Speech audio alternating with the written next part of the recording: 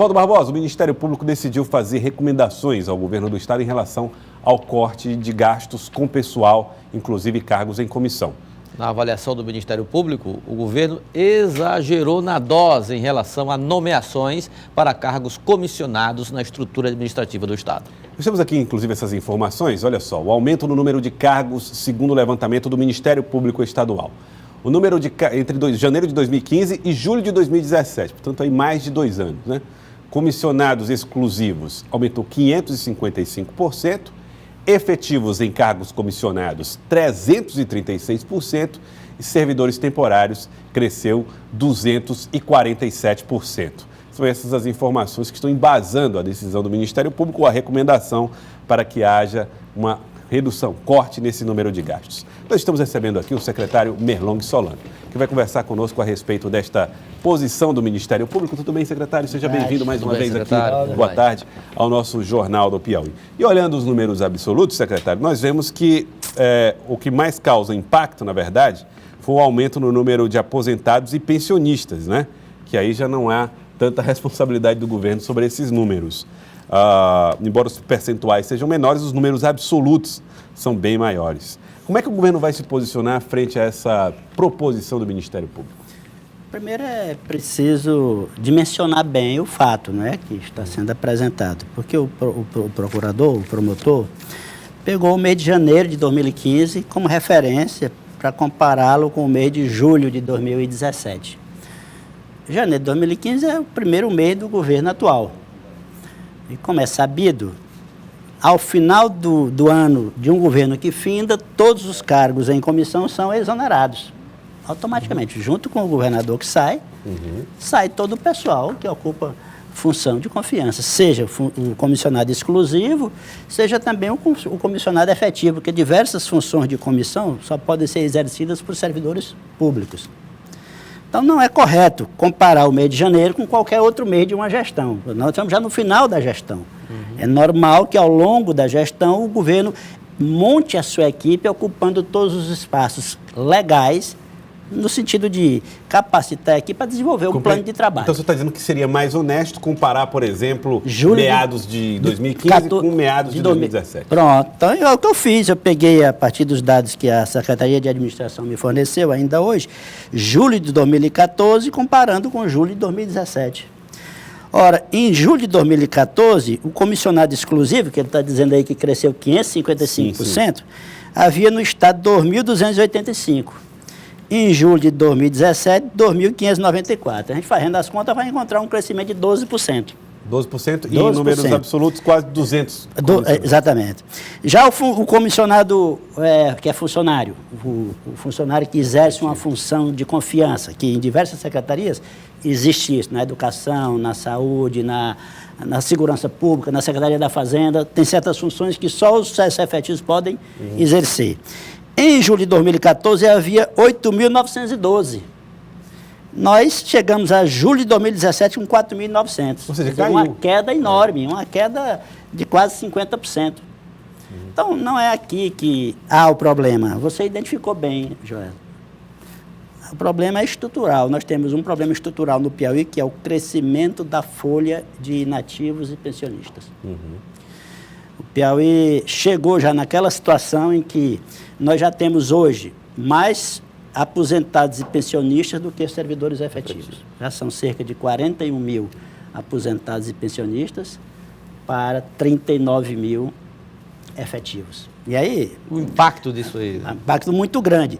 E veja só, fica mais grave ainda considerar que esse problema vai aumentar ainda. Por quê? Desses 39 mil funcionários efetivos de hoje, ativos, já tem cerca de 8 mil que tem tempo para pedir aposentadoria. Ou seja, vai aumentar. Dentro de pouco tempo, nós poderemos chegar a cerca de 50 mil aposentados e pensionistas para cerca de 31 mil ativos. Esse é um problema grave, é um problema estrutural, é o que dá conta de um enorme carreamento de recursos que poderiam estar indo para outras atividades. A receita da Previdência dos servidores do Estado do Piauí, ao final desse ano, ela terá arrecadado cerca de 800 milhões, mas a sua despesa é de 1 bilhão e 800. será ao final do ano. Então, É uma diferença de R$1 bilhão. O presidente da Assembleia, inclusive, bilhão falou que o déficit anual deve ser de R$1 bilhão. Esse ano vai terminar em cerca de R$1 bilhão. Então, para uma... Quem vai bancar é o Tesouro Estadual. É o Tesouro Estadual que está bancando, uma fonte 00, portanto, essa fonte está sendo exaurida por uma despesa que resulta de um problema estrutural. A inadequação da política previdenciária brasileira em relação à situação das finanças dos estados, principalmente no momento de grave crise econômica, que é um momento que já vem se arrastando desde final de 2014, né? Sim.